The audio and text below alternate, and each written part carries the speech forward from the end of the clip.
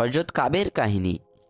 হযরত মুহাম্মদ সাল্লাল্লাহু আলাইহি সাল্লাম যখন তাবুক অভিযানের উদ্দেশ্যে মুসলমানদেরকে তৈরি করছিলেন, তখন আমিও তার সঙ্গে চলার জন্য প্রস্তুতি নেওয়ার ইচ্ছা করলাম।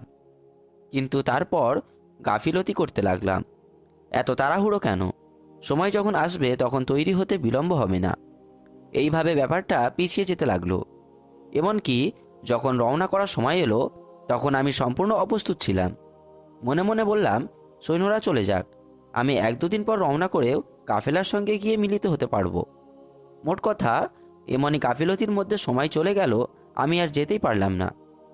অবশেষে যখন দেখতে পেলাম যে যাদের সঙ্গে আমি পিছনে পড়ে রয়েছি তারা হয় মুনাফেক, নতিবা এমন দুর্বল যে আল্লাহই তাদের অক্ষম করে রেখেছেন, তখন আমার হৃদয় অপরিসীম চাঞ্চল্য উথলে উঠল। নিজের সম্পর্কে আমার অত্যন্ত আফসোস হলো। নবী করিম সাল্লাল্লাহু আলাইহি সাল্লাম অভিযান থেকে ফিরে এসেই অভ্যাস মতো মসজিদে গিয়ে 2 রাকাত নামাজ পড়লেন। অতঃপর লোকেদের সঙ্গে সাক্ষাৎ করার জন্য বসলেন। এবার মুনাফিকরা এসে তাদের ওজর পেশ করতে লাগলো। তার কসম করতে তাদের অসক্ষমতা সম্পর্কে হযরত সাল্লাল্লাহু আলাইহি সাল্লামকে নিশ্চয়তা প্রদান করতে লাগলো। এরূপ লোকের সংখ্যা 80-র চেয়ে একটু বেশি। হযরত সাল্লাল্লাহু আলাইহি সাল্লাম তাদের সমস্ত মনগড়া কথা শুনলেন এবং তাদের প্রকাশ্য ওজর কবুল করে তার গোপন রহস্য খোদার ওপর ছেড়ে দিলেন। এভাবে তাদেরকে মাফ করে দিলেন। এরপর এলো আমার পালা। আমি সামনে এগিয়ে সালাম নিবেদন করলাম। হযরত মুহাম্মদ সাল্লাল্লাহু আলাইহি সাল্লাম আমার দিকে চেয়ে একটু মুচকি হাসলেন এবং বললেন, বলো, কি জিনিস তোমায় বিরত রেখেছিল?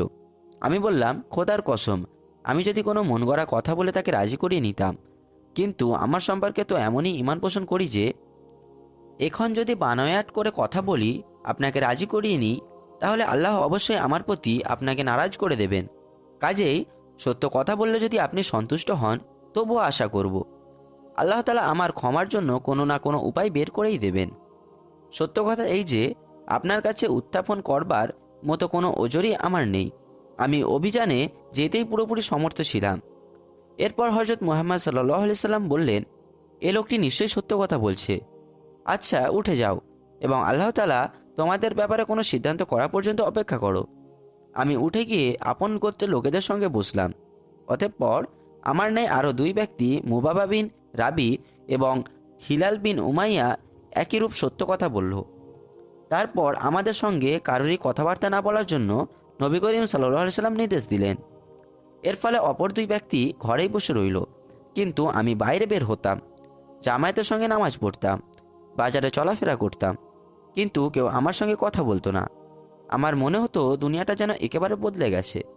আমি এখন নবাগত, এখানে আমার কেউ পরিচিত নয়। মসজিদে নামাজ পড়তে গেলে নবী করিম সাল্লাল্লাহু আলাইহি সাল্লামকে সালাম করতাম এবং জবাবের জন্য তার উষ্ঠতায় নড়ে কিনা তা দেখবার জন্য শুধু ইন্তজার করতাম হযরত আমার প্রতি কীরূপ দৃষ্টি নিক্ষেপ করেন। নামাজের মধ্যে তা আর চোখও দেখতাম। আমি যতক্ষণ নামাজ পড়তাম হযরত আমার দিকে চেয়ে থাকতেন। যখনই আমি সালাম ফিরতাম, আমার দিক থেকে তিনি দৃষ্টি সরিয়ে নিতেন। একদিন আমি ভয়ে আমার চাচাতো ভাই এবং বাল্যবন্ধু আবু কাতাদার কাছে গেলাম। তার বাগানের পাঁচিলের ওপর উঠে তাকে সালাম করলাম, কিন্তু আল্লাহর এই বান্দা সালামের জবাবটি পর্যন্ত দিল না। আমি বললাম, আবু কাতাদা, আমি তোমার খোদার কসম দিয়ে জিজ্ঞাসা করছি, আমি কি খোদা এবং তার রসুলকে ভালোবাসি না? সে নিরুত্তর রইল। আবার জিজ্ঞাসা করলাম, এবারও সে নিরুত্তর রইল। দ্বিতীয়বারে শুধু একটুকু বলল, আল্লাহ এবং তার রসুল ভালো জানেন। এতে আমার চক্ষু দিয়ে অশ্রু বেরিয়ে এলো। আমি পাঁচিল থেকে নেমে এলাম। এই সময় আমি একদিন বাজারের ভেতর দিয়ে যাচ্ছিলাম। এমনই সময় সিরিয়ার একটি লোক আমায় সাহাগা সাবানের একটি খামে পোড়া চিঠি দিলেন। আমি খুলে পড়লাম। তাতে লেখা ছিল, আমরা শুনেছি তোমার সাহেব তোমাদের ওপর ভীষণ উৎপীড়ন চালাচ্ছে। তুমি কোনো ইতর লোক নও, অথবা নষ্ট করে ফেলার উপযোগী কোনো লোক নও। তুমি আমাদের কাছে এসো, আমরা তোমায় কদর করব। আমি বললাম, এ আর আরেক বিপদ। তক্ষুনি চিঠিখানি চুলোয় নিক্ষেপ করলাম। 40 দিন এমনইভাবে অতিক্রম করার পর নবী করিমের আদেশ এলো, নিজের স্ত্রী থেকে আলাদা হয়ে যাও। আমি জিজ্ঞাসা করলাম, তাতে কি তালাক দিয়ে দেব? জবাবে পেলাম, না, শুধু আলাদা থাকো। আমি তোমার স্ত্রীকে তার পিত্রালয়ে পাঠিয়ে দিলাম এবং বললাম, এ ব্যাপারে আল্লাহ তাআলার কোনো সিদ্ধান্ত আসা পর্যন্ত ইন্তজার করো। 50তম দিন সকালে নামাজের পর আমি আদম গৃহের ছাদের ওপর বসেছিলাম এবং নিজের জীবনকে ধিক্কার দিচ্ছিলাম। এমনই সময় এক ব্যক্তি আমায় অপূর্যপরি ডেকে ডেকে বলল, মোবারক হোক কাব বিন মালিক। আমি এ কথা শুনেই সিজদায় গেলাম। তারপর জানতে পারলাম আমার ক্ষমার হুকুম এসেছে। এরপর দলে দলে লোক ছুটে আসতে লাগলো এবং একজন অন্যজনের আগে এসে আমায় এই দলে মোবারকবাদ দিতে লাগলো যে তোমার কথা কবুল হয়েছে। আমি উঠে সোজা মসজিদে নববীর দিকে গেলাম। দেখলাম নবী করিম সাল্লাল্লাহু আলাইহি সাল্লাম এর মুখমণ্ডল খুশিতে ঝলমল করছে। আমি সালাম করতেই তিনি বললেন, তোমার মোবারক হোক। এই দিনটি আমার জীবনের সবচেয়ে উত্তম দিন। আমি জিজ্ঞাসা করলাম, এ ক্ষমা কি হযরত সাল্লাল্লাহু আলাইহি সাল্লামের তরফ থেকে না খোদার তরফ থেকে? তিনি বললেন, খোদার তরফ থেকে। সেই সঙ্গে কোরআনে এই তওবা সংক্রান্ত আয়াতটি তিনি পড়ে শোনালেন। আমি বললাম, হে আল্লাহর রসুল, আপনার তওবার মধ্যে আমার সমস্ত ধন সম্পত্তি খোদার পথে সদকা করে দেওয়ার কথাও শামিল রয়েছে। তিনি বললেন, কিছু রেখে দাও, এটা তোমার জন্য উত্তম হবে। আমি তার নির্দেশ মতো খাইবারের অংশটি রেখে বাকি সব সদকা করে দিলাম। অতঃপর আমি আল্লাহর কাছে এই মর্মে প্রতিজ্ঞা করলাম যে সত্যের বদলে আল্লাহ আমায় ক্ষমা করে দিলেন, তার উপর সারা জীবন আমি অবিচল থাকব। তাই আজ পর্যন্ত আমি জেনে শুনে কোনো কথা বলিনি, আর আশা করি ভবিষ্যতেও আল্লাহ এর থেকে আমায় রক্ষা করবেন। এই কাহিনী থেকে সাহাবায়ে কেরাম সমাজ জীবনে যে চিত্র ফুটে ওঠে তার কতিপয় উজ্জ্বল বৈশিষ্ট্য প্রত্যেক মুমিনেরই সামনে রাখা উচিত। এ থেকে ইসলামী আন্দোলন স্বীয় অনুবর্তীদের ভেতর কীরূপ মেজাজ গড়ে তোলে তা সহজে আন্দাজ করা যাবে। প্রথম কথা এই যে, ইসলাম ও কুফরের মধ্যে যখন সংঘর্ষের প্রশ্ন দেখা দেয় তখন মুমিনদের জন্য অত্যন্ত কঠোর পরীক্ষার সময় এসে উপস্থিত হয়। এ সময় সামান্য মাত্র গাফলতির কারণেও সারা জীবনের পরিশ্রম পণ্ড হয়ে যেতে পারে। কারণ এমনই সময় কোনো মুমিন যদি ইসলামের সহায়তা না করে তাহলে তার এই ত্রুটির পেছনে কোনো বদ নিয়াত না থাকলেও এবং এরকম ত্রুটি সারা জীবন একবার মাত্র সংঘটিত হলেও এমনই ত্রুটির কারণে তার সারা জীবন পুণ্য ও ইবাদত বরবাদ হয়ে যাওয়ার আশঙ্কা দেখা দিতে পারে। বস্তুত মুমিনদের জন্য কখনো ইসলামের বদলে কুফরের সহায়তা করা অথবা কোনো অন ইসলামী আন্দোলনের পক্ষে উৎসাহজনক কর্মনীতি গ্রহণ করার আদৌ অবকাশ নেই।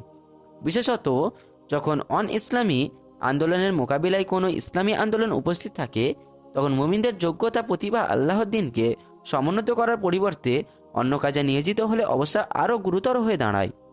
দ্বিতীয় কথা এই যে, ইসলামী আদর্শের পথে যখন কোনো কর্তব্য পালনের ডাক আসে তখন মুমিনদের পক্ষে শৈথিল্য দেখানো মোটেও উচিত নয়, কারণ শৈথিল্য দেখাতে দেখাতেই কাজের সময় চলে যায়। অতঃপর এই ত্রুটির পেছনে কোনো বদনিয়ত ছিল না, এ ওজরেও কোনো ফলদায়ী হয় না। সাহাবায়ে কেরামের সমাজে এক অন্যান্য বৈশিষ্ট্য এই যে, মুনাফিকরা মন গড়া ওজর পেশ করছে এবং তারা মিথ্যা কথা বলছে এটা সবাই জানে। তবু নবী করিম সাল্লাল্লাহু আলাইহি সাল্লাম শুধু তাদের মুখের কথা শুনেই তাদের সমস্ত অন্যায় মাফ করে দিলেন, কারণ তারা কোনো পরীক্ষার সময় ইমানের সত্যতা প্রমাণ করবে এ আশা কখনোই ছিল না। পক্ষান্তরে এদের মোকাবিলায় ইমান ও ইখলাসের পরীক্ষায় উত্তীর্ণ কতিপয় সাচ্চা মুমিন চরিত্র লক্ষণীয়। মন করা ওজর তুলে পালানোর সুযোগ থাকা সত্ত্বেও এরা মিথ্যা কথা বলা পছন্দ করলেন না, বরং স্পষ্ট ভাষায় নিজেদের ত্রুটি স্বীকার করে নিলেন। কিন্তু এই স্থিরোক্তির কারণেই তাদেরকে রেহাই দেওয়া হলো না, তাদের সঙ্গে অত্যন্ত কঠোর ব্যবহার করা হলো। এটা তাদের ইমান ও ইখলাস সম্পর্কে কোনো সন্দেহ সৃষ্টির কারণ নয়, বরং এজন্য যে মুনাফিকদের উপযোগী কাজ তারা কেন করতে গেলেন। ইসলামের সূচনাকালে যেসব লোকেদের হৃদয়ে ইসলামের সত্যতা আসন পেতে নিত এবং যারা পুরোপুরি বুঝে শুনে ইসলাম গ্রহণ করত, কেবল তারাই এই আন্দোলনের সহায়তা করতে এগিয়ে আসত। কিন্তু এ পর্যায়ে ইসলামের প্রভাব চারিদিকে ছড়িয়ে পড়ার দলে দলে লোকেরা ইসলামের মধ্যে দাখিল হতে লাগলো। দেশের পর দেশ, জনপদের পর জনপদ ইসলামের বশ্যতা স্বীকার করে নিল।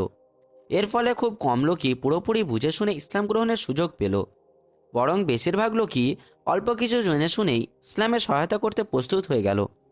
এভাবে হাজার হাজার লোক ইসলামী সমাজে অন্তর্ভুক্ত হতে লাগলো। দুঃশত এই পরিস্থিতিটা ছিল ইসলামের শক্তি বৃদ্ধির লক্ষণ। কিন্তু যতক্ষণ পর্যন্ত কোনো জনসমষ্টি ইসলামের দাবিগুলোকে উন্মুক্ত রূপ বুঝতে না পারবে এবং ইসলাম কতিপয় আরোপিত নৈতিক দায়িত্ব পালনে প্রস্তুত না হবে, ততক্ষণ সে ইসলামী সমাজের পক্ষে দুর্বলতারই কারণ হয়ে থাকবে। তাবুক যুদ্ধকালে এমনই পরিস্থিতির কিছুটা আভাস পাওয়া গিয়েছিল। তাই এই সুযোগ ইসলামী আন্দোলনকে অভ্যন্তরীণ দুর্বলতা থেকে পরিত্রাণ পাবার উদ্দেশ্যে একটি গুরুত্বপূর্ণ নির্দেশ প্রদান করা হলো। তা হলো এই যে, জনসাধারণের মধ্যে থেকে কিছু লোককে ইসলামের কেন্দ্রসমূহে আসতে হবে এবং এসব কেন্দ্র থেকে ইসলামের শিক্ষা দীক্ষা ও তার বিস্তারিত নিয়মকানুন শিখতে হবে। এবং তাদেরকে সত্যিকার ইসলামী ভাবধারায় আত্মস্থ করতে হবে। অতঃপর মুসলিম জনমানসে সঠিক ইসলামী চেতনা জাগ্রত করা ও তাদের আল্লাহর নির্দেশনাবলী সম্পর্কে অবহিত করানোর উদ্দেশ্যে এই শিক্ষাপ্রাপ্ত লোকেদেরকে আপন আপন জনপদে ফিরে গিয়ে জনগণের শিক্ষা দীক্ষার ব্যবস্থা করতে হবে। এই সাধারণ ইসলামী শিক্ষার অর্থ কেবল লোকেদের কিছু লেখাপড়া শেখানোই ছিল না, বরং লোকেদের মধ্যে দ্বীনি চেতনা সৃষ্টি এবং ইসলামী ও অন ইসলামী জীবনের পদ্ধতি পার্থক্য বোধ জাগিয়ে তোলাই ছিল এর উদ্দেশ্য। এই উদ্দেশ্য হাসিলের জন্য কোনো গদবাধা প্রক্রিয়া ছিল না। এটা লেখাপড়া শিখেই হোক আর না শিখেই হোক কোনো প্রকারে হাসিল করতে পারলেই হলো, কেননা মুখ্য উদ্দেশ্য ছিল দিন সম্পর্কে সঠিক চেতনা সৃষ্টি করা। এজন্য লেখাপড়া একটা মাধ্যম হতে পারে, উদ্দেশ্য নয়।